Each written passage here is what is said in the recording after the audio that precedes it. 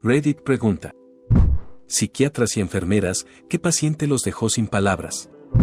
Durante mi periodo de prácticas en psicología en la Facultad de Medicina, tuve el placer de conocer a un hombre que se cortó su amiguito él mismo. Le habían diagnosticado trastorno límite de la personalidad y esquizofrenia. Es raro que se diagnostiquen estas dos enfermedades juntas, así que, en mi limitada experiencia, ese fue el caso más interesante. En realidad, esto ocurrió en un hospital estatal que forma parte del sistema penitenciario para delincuentes con enfermedades mentales. El paciente pidió vaselina, lo cual está bien. Pueden tomar vaselina, lo que sea, pero a este paciente le dieron una tina entera, así que, por supuesto, se metió por completo, se cubrió con vaselina y salió corriendo. Era una unidad segura y no escapó, pero no pudimos llevarlo de regreso a su celda durante todo el turno porque estaba demasiado resbaladizo. No más bañeras.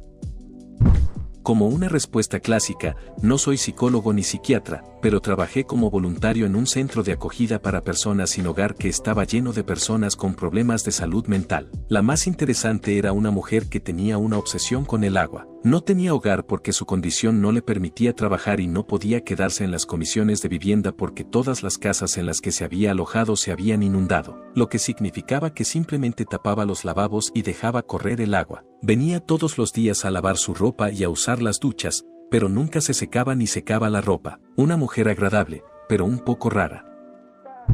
En una ocasión, mi compañero de habitación me vio mientras me cepillaba los dientes. Mientras lo hacía, me di cuenta de que me estaba mirando. Intenté ignorarlo. Entonces me di cuenta de que estaba mirando mi cepillo de dientes. Entonces me dijo, no deberías meterte el sable de luz en la boca. Mientras estaba en la Facultad de Medicina haciendo una rotación de psiquiatría, tuve un paciente con trastorno bipolar que fue ingresado en el hospital debido a un episodio maníaco. Durante este episodio, experimentó alucinaciones y delirios, uno de los cuales me pareció bastante asombroso, aunque no necesariamente profundo. Describió cómo, más temprano ese día, el universo entero se había abierto ante él. Vio toda la inmensidad del espacio con galaxias y estrellas justo frente a él. Entonces, el bicho del amor, una especie de ser superior, se manifestó o salió arrastrándose de esa inmensidad y lo mordió. Sí, lo picó un bicho del amor intergaláctico, parecido a un dios, y aparentemente fue una experiencia bastante placentera. Por cierto, recuerdo que mi psiquiatra asistente, el jefe, estuvo de acuerdo conmigo en que esto sonaba bastante asombroso, pero señaló que estas experiencias hacían que fuera realmente difícil lograr que los pacientes en una fase maníaca volvieran a la realidad. ¿Quién quiere ser un tipo normal con todos los desafíos de la vida diaria cuando ha visto todo el universo ante sí? Fui auxiliar de enfermería durante unos 4 años y lo más triste de todo fue que mi clienta residente siempre pensaba que yo era su hija. Ella fue a Harvard y fue una mujer muy brillante en su época. No hablaba, pero cada vez que entraba en su habitación exclamaba, «Hija, viniste». Amaba tanto a esta mujer que solo comía cuando yo la alimentaba y era extremadamente combativa con todos, menos conmigo. Terminé dejando mi trabajo allí, pero la visitaba todos los días, hasta el punto de que su familia me aceptó como su familia. Finalmente me enteré de que su hija perdió la vida a los 21 años y el hecho de que pensara que yo era su hija le dio una alegría extrema. Nunca la corregí y me gusta pensar que le di paz cuando dio su último respiro tomándome de la mano. Era una mujer increíble y la extraño hasta el día de hoy. Una mujer había tenido esquizofrenia durante años. Después de algo así como una década y un cambio de atención, se le recetó medicamentos que trataban de manera relativamente segura su esquizofrenia y sus otros problemas médicos. Esto fue genial porque lleva una eternidad cambiar los regímenes de medicamentos para cosas como la esquizofrenia porque los medicamentos son súper agresivos para el cuerpo. Algo así como 2 años después de encontrar este nuevo y fantástico régimen, sufrió un derrame cerebral que dañó lo suficiente las partes de su cerebro que causaron la esquizofrenia. Pasó de tomar 20 pastillas al día a tomar 4 o 5. Quiero decir, fue un derrame cerebral, así que las cosas no fueron todo color de rosa, pero fue la única vez que escuché sobre un derrame cerebral que mejoró la calidad de vida. Una vez tuve un paciente que era un exmilitar y un criminal a sueldo. Le gustaba hablar de sus trabajos y yo siempre insistía en no escucharlos. Me llamaba constantemente entre sus reuniones. En nuestra última sesión, por consejo mío, le recomendé que fuera a la reunión de su 10º aniversario de secundaria para ver a un amor perdido hace mucho tiempo, y luego vio las consecuencias de un gran crimen en una casa cerca de allí en las noticias que él cometió, que involucró a este gran amor. Trabajo en una clínica con pacientes con enfermedades mentales graves. Soy simplemente un gestor de casos, pero paso más tiempo con ellos al mes que los psiquiatras en un año. Estoy trabajando con un hombre que sufre graves delirios de grandeza y paranoia. Una vez le pregunté si consideraba que sus pensamientos podían ser parte de su enfermedad. Me dijo, bueno, ciertamente espero que no, porque mis pensamientos son la mayor parte de lo que soy. Espero no ser simplemente una enfermedad en el mundo. Comentario sorprendentemente perspicaz de un hombre que habla con las paredes. Soy enfermera en Boston en un hospital psiquiátrico y he visto muchas cosas. Una de las cosas que nunca olvidaré fue que teníamos a un tipo maníaco que había sido transferido de otra unidad porque se peleaba constantemente allí y todos los demás pacientes intentaban atacarlo. Yo todavía trabajaba de noche en ese entonces y alrededor de las 3 de la mañana se me acercó y me dijo que le dolía la muela y que necesitaba ver a un dentista de inmediato. Le dije que no tenía un dentista al que pudiera ver, pero que cuando el médico viniera por la mañana podríamos echarle un vistazo. Le di un analgésico para calmarle el dolor y lo mandé de vuelta a la cama. Unos 5 minutos después salió diciendo que le dolía mucho y que necesitaba ver a un dentista para que le sacara la muela. Nuevamente le dije que no había dentista, pero que tal vez pudiera conseguir más analgésicos. Mientras le explicaba esto, se metió la mano en la boca, tomó la muela y me la entregó. Fue un desastre, pero él no pareció darse cuenta. Después de limpiarlo y llamar al médico para que le recetara algo, me dice, asegúrate de devolverme ese diente cuando me vaya, es mi diente, no intentes robármelo. Fue una maldita locura.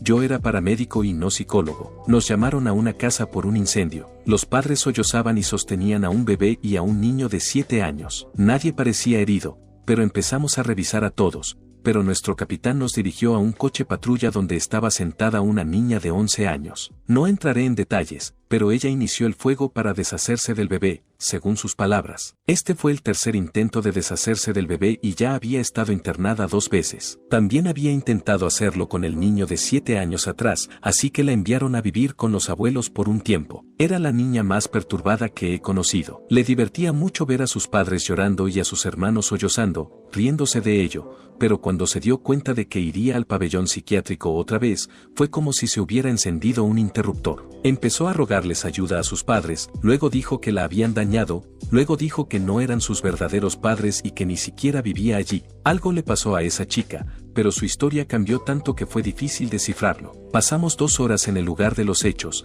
más que en la mayoría de los casos.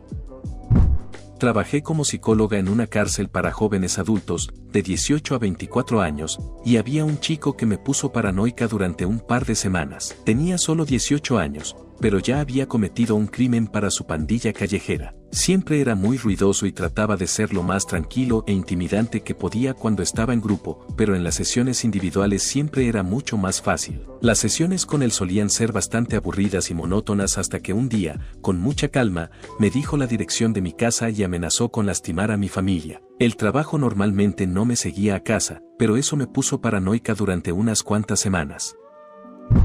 No soy enfermera, pero fui paciente de un pabellón psiquiátrico. El pabellón estaba dividido en 2 partes según la gravedad del caso. Yo estaba en el lado menos grave. Una noche, un hombre increíblemente alto y algo musculoso escapó de su habitación por el lado grave, atravesó una puerta que se suponía que estaba cerrada con llave, entró en el lado menos grave y entró en mi habitación. Me desperté, me senté y lo vi de pie en la puerta. Me preguntó con voz temblorosa si estaba bien. Dije que sí con vacilación, a lo que respondió con una mirada de terror y gritó, «Lo sabía, tú también puedes verlos, no dejes que te atrapen», antes de que los guardias de seguridad se lo llevaran gritando.